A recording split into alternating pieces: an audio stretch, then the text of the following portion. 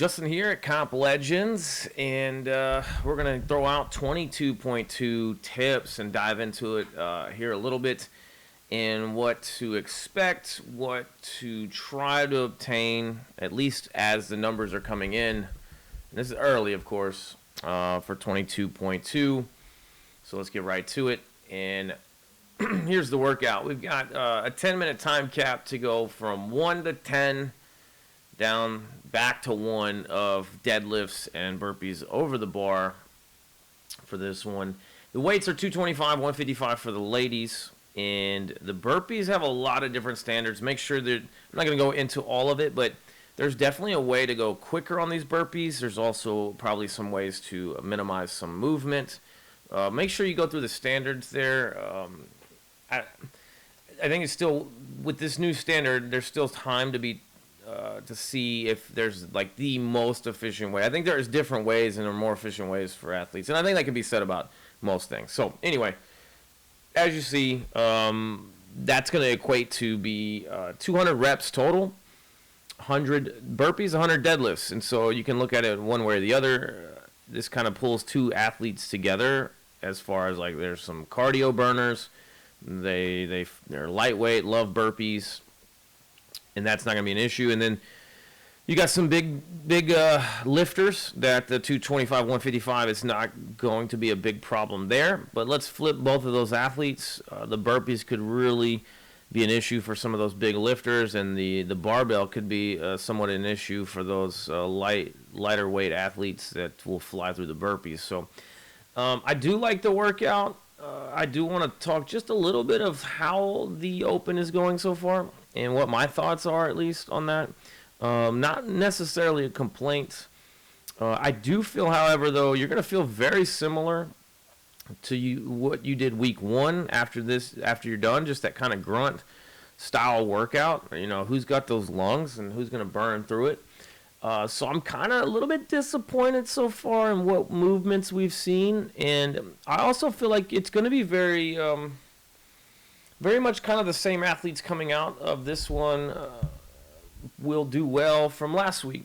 I actually think there's going to be more athletes RX this week because of the complexity or the technicality potentially of the wall climb, right? Almost everybody can do a burpee of some sort, and the bar is not high, so it's not even as high a jump as the boxes last week, and the deadlift is fairly heavy, so you will have some people knocked down into the scale because of that alone.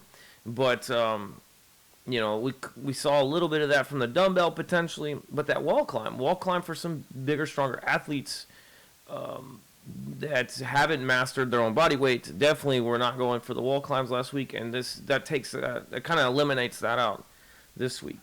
That's kind of initial thoughts. I don't want to dive into it too much because until we see all 3 weeks, until we see the full, you know, what the full game plan was on the testing, and we won't know that until week 3. So that's just kind of some thoughts on that.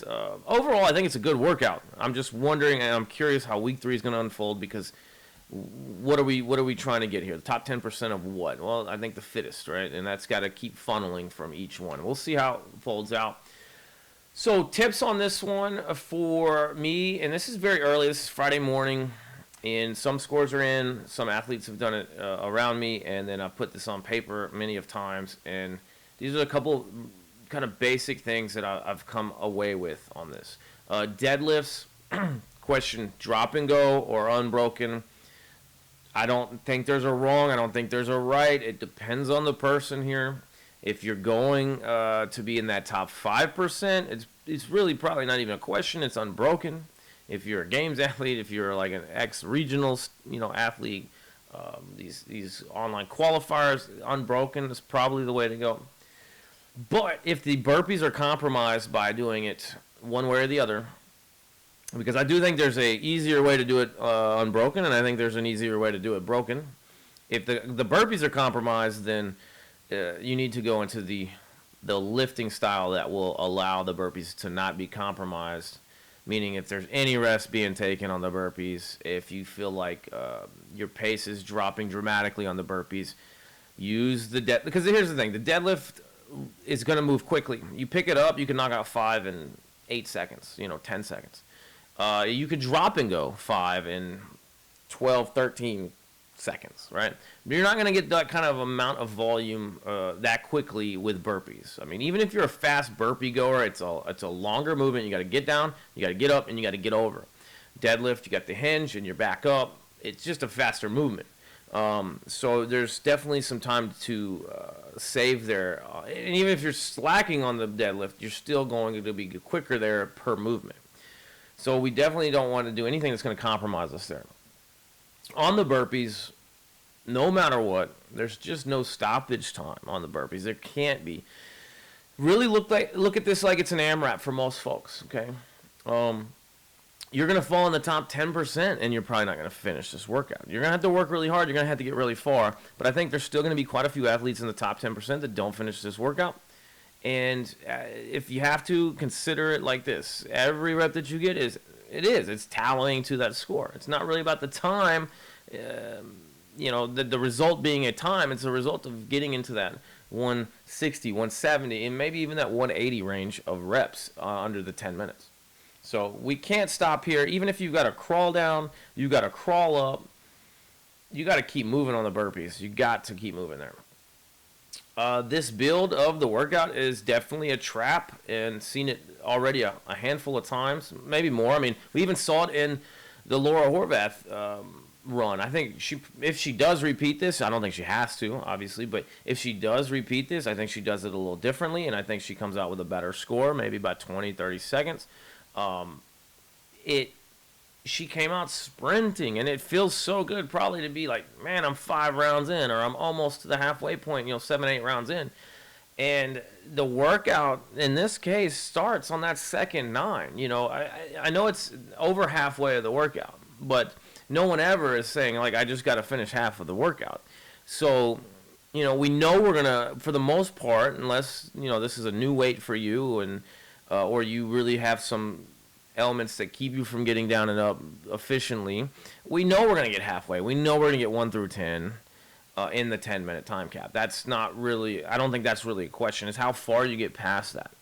So this build is a trap. I mean, 1 feels good, 2 feels good, 3. And if you consider this, it's 19 total rounds, right? 1 to 10, and then 9. You don't repeat the 10, 9 down to 1. And so there's 19 rounds, and you sit there and think, okay, what are these all these rounds made up of? You got 2 rounds of 1, 2 rounds of 2, 3, 4, 5, all the way up. But most athletes, unless you're going to finish this workout, are not going to see the 2 rounds of 1. They're going to see 1 round of 1. You're not going to see 2 rounds of 2. You're not going to see 2 rounds of 3. You would be putting up a great score if you saw 2 rounds of 4. So you can't really consider that you're going to see the 1 and 2 and 3 again.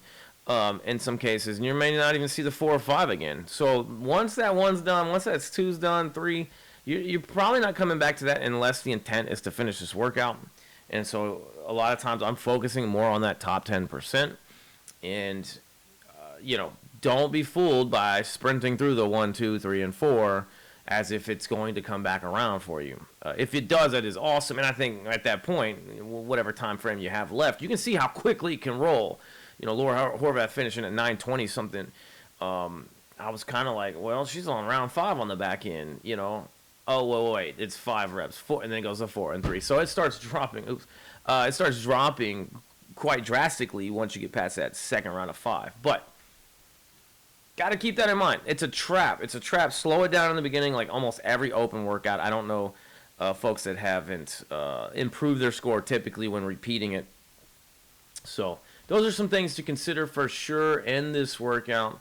A quick glance over at the leaderboard and what some scores are coming in. This is worldwide. Let's take a look at the overall of worldwide. Of course, Rebecca Campbell killing it. No, I'm kidding. 1:25. There's definitely a mistake there. But Emma McQuaid at 7:56, already seen something under 8, and I believe on Instagram I saw Chandler Smith was like a 7:20 or 7:30. Let's see if he plugged his score in. He has not, and of course that's unofficially on Instagram. But Saxon Panchek has, it wasn't Saxon that already did it, was it? Did he not already repeat that? Which brother? Wait a second. Saxon Panchek has already come back, repeated the workout, and plugged it in at 7:47 to put up. That's not the best time, but the second best time. Wow. Okay, so this is just news to me as I'm recording this. But Panchak has come back already and put up a 7:47, besting Justin Medeiros. Medeiros' score is gonna hold up. I think it's a one and done for him. So that is quite impressive. But we are seeing some really fast scores under the 9 minutes, and those are all sprinting efforts. My theory, glancing at these leaderboards right out the gates, is that to get in that top 10% this week, and not over, like you can get 11, 12% here on this week and 11, 12% next week, and probably 11, 12% on the third week, maybe even lower, and still fall in. Like, that consistency is usually key over an open. 3 weeks is a little bit more foreign, that is newer formatting, but I really am leaning towards 150 is a good number here. I think that's manageable. If this is not your home run hit, I think you got to be targeting 150 plus here. With that being said, and that 150 gets you got to be in the round of 8 on the backside there. If I'm being honest, and what I think the actual top 10% is going to be based on what I saw last week, I was a little undercut there. I almost think you got to be pushing like 180 on the men's side. Ladies' side, and then we saw it a little bit last week. I'm looking at the leaderboards again. I'm seeing some faster times generally for the guys here. I think you're going to lean more towards about 165 on the top 10%. There's going to be more in the RX side of things here, I think.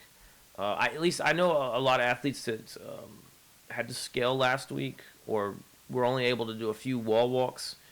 RX will be able to hammer home this one. Not finishing, but putting up pretty good numbers. I mean, again, getting through the first 10 over 100 something reps. So I don't know if that's going to change the average there a little bit of what you're going to have to be shooting for. There are going to be athletes that are going to scale this because of the weight alone, for sure. It's not light. It's not heavy, but so I'm thinking like 165 on the women's side, 180, maybe 175. Hopefully, that's what I'm hoping for, something to drop down to that range. I think you still manage to give yourself a great chance by next week if you're in that 150 range, 150 plus. Under that, you may have to be doing some makeup work in week 3, and maybe hopefully week 1 was a little bit better for you. And of course, this is all in theory until we start seeing those scores really start rolling in. So anyway, guys, I'm going to have the full write-up on actually CrossFitWillis.com on the blog there, Comp Legends. We're posting a lot of quick vids on Reels and TikTok and all that good stuff.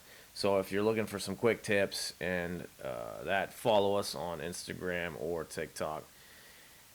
With that being said, that is 22.2 tips and strategies to hopefully make this a successful run towards your top 10% into the quarterfinals.